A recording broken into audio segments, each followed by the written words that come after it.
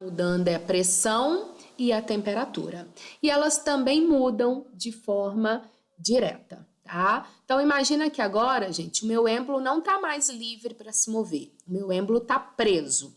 Ele não pode nem subir nem descer, por isso o volume vai ficar constante. Então, se você aquece esse gás, qual que é a ideia? Ele precisa expandir. Ele consegue expandir? Não, porque o êmbolo está preso, tá? Então, como ele não consegue expandir, o que vai acontecer?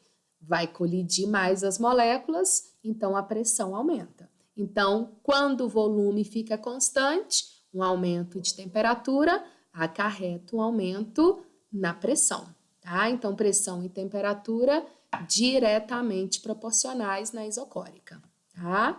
E a última das básicas, a gente teria, depois eu vou voltar aqui, tá? A gente teria a transformação isotérmica. A isotérmica, o próprio nome fala, a temperatura ficou constante, certo? E aí, gente, quando eu falo que a temperatura fica constante, eu preciso ter um processo muito lento, tá? Se for um processo rápido, você nunca vai conseguir manter a temperatura constante. Então, o processo tem que ser bem devagarinho para que aquela agitação das moléculas seja só uma variação na colisão e não na energia cinética, e não na temperatura. Por isso, falou que a isotérmica tem que ser um processo lento, tá? Então, imagina isso aqui, ó. Eu tenho um gás, né? Tenho um êmbolo aqui e ele tá ali, bonitinho. Aí eu coloco um peso. Então, o que eu estou fazendo? Comprimindo ele, aumentando aqui a força sobre ele, né? Aumentando o que, gente? A pressão. Pressão não é força sobre área. Coloquei um peso maior, estou fazendo uma força maior. Então, tem uma pressão maior. Coloquei mais peso ainda, mais pressão, né? Então, a gente está aumentando a pressão. Tá vendo que está ficando menos espaço? Então, as moléculas vão colidir mais, né? Uma diminuição de volume está acarretando um aumento de pressão. O que aconteceu na isotérmica, gente?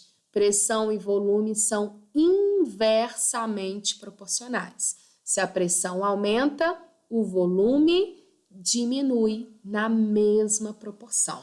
Então, galera, isobárica e isocórica, os gráficos vão ser uma reta, tá? Mostrando para vocês que são grandezas diretamente proporcionais. Volume dobrou, temperatura dobra, né, na isobárica. Pressão dobrou, temperatura dobra na isocórica, tá? Agora, a isotérmica é inversamente. Como que fica o gráfico de uma grandeza inversamente proporcional? Uma hipérbole, tá? Mostrando para vocês que aumentando a pressão, diminui o volume na mesma proporção. Então, pressão dobrou, volume dividido por 2. Pressão multiplicou por 4, volume divide por 4, tá? Então, muita atenção nisso. Outra dica, gente. Se é uma transformação isobárica, fiquem atentos, porque às vezes não vai estar muito claro no exercício. Ele não vai te falar, é uma transformação isobárica. A pressão ficou constante, né? Às vezes ele vai te contar a história e você precisa identificar. Então, falou para vocês que o êmbolo está livre para se mover, é isobárica, tá? Falou para vocês que o êmbolo está preso, travado, o recipiente é vedado, fechado, é isocórica, né? E falou para vocês que o processo está acontecendo bem devagar, né? Uma compressão ou uma expansão bem devagar é isotérmica. Então, esses dados a gente tem que ficar bem atento, beleza, gente? E aí, aqui é o que eu disse para vocês lá no início. Gente, na física, a fórmula que a gente mais trabalha na termodinâmica e na introdução de gases é essa daqui. É o que eu chamo de PVT-Povetov, tá? É uma pressão no momento inicial, um volume no momento inicial, uma temperatura no momento inicial, igual a pressão, volume e temperatura no momento final. Uma posição 1 e 2, uma situação 1 e 2, um inicial e um final, né? Passando por uma transformação.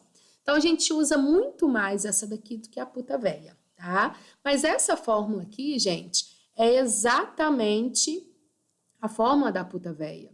só que eu vou manter isso aqui constante, eu não estou mexendo no número de moléculas. Então, lá na química, vocês usam muito mais essa, porque lá você mistura, né, substâncias, os gases, e aí mexe no número de moléculas, tá? Na física, não, você pega um gás e você vai causar nesse gás algumas transformações, mexer no volume, na pressão e na temperatura dele. Então, na maioria das situações, a gente não está mexendo no número de mol, tá? Então, galera, esses dois aqui viram uma constante. Então, se eu passar o T para lá dividindo, eu tenho PV sobre T igual a uma constante. E isso é exatamente o nosso PVT povotol, né? Então, na isotérmica, a temperatura fica constante. Então, o que eu vou fazer? PV povó. Pressão antes, volume antes, igual a pressão depois, volume depois. Então, na isotérmica, quando eu multiplicar a pressão vezes volume antes e depois, tem que ser igualzinho, né? A isobárica, eu corto a pressão, que é igual, né? Então, volume sobre temperatura precisa ficar igual. E na isocórica, a gente corta o volume. Então, pressão sobre temperatura antes e depois são iguais. Então, gente, matemática.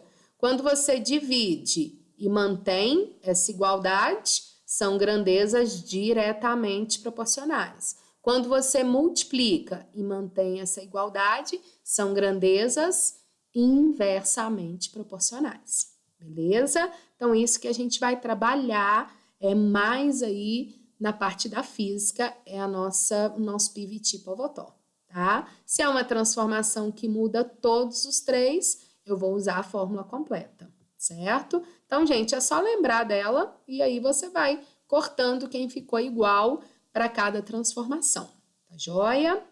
Gente, até o momento é só, tá? Esse slide aqui depois a gente vai discutir, que é a questão do mercúrio, da coluna de mercúrio, tá? Mas depois a gente discute isso mais a fundo lá na parte da hidrostática, né? Então, por enquanto, eu preciso que vocês identifiquem essa primeira análise aí, tá? Vou fazer aqui um exemplo aqui com vocês. Essa página aqui, vocês não considerem, porque esse aqui é da apostila antiga, tá? Depois eu vou ver se tem na apostila e eu vou separar uns da apostila para fazer para vocês fazerem e a gente trazer aqui como resolução, tá? Mas só para vocês terem uma ideia. Eu tenho um gás, ele possui inicialmente um volume VO, encontra sobre uma pressão PO, então volume inicial, né? Pressão inicial. E o gás passa por uma transformação isotérmica, então com certeza ele também está numa temperatura inicial, né? E passa por uma transformação isotérmica, ao final do qual o seu volume torna-se V sobre 2. Então, se é isotérmica, muda pressão e volume, inversamente. Então, se o volume dividiu por 2, gente, a pressão vai multiplicar por 2, né? Em seguida, o gás passa por uma transformação isobárica, após a qual o seu volume dobra. Então, se é isobárica, volume dobrou, temperatura dobrou, né? Denotando a temperatura inicial como sendo TO também, qual vai ser a temperatura ao final das duas transformações, né? Então, gente, esse daqui, olha, deixa eu só colocar aqui para a gente conseguir discutir.